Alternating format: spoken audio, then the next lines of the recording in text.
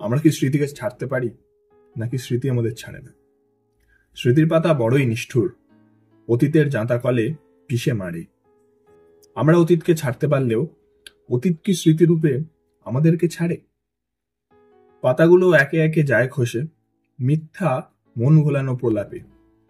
কি বিধ্বস্ত মন পরাজয় করে শিকার, রাত্রিও স্মৃতির ঘনিষ্ঠ আলাপে।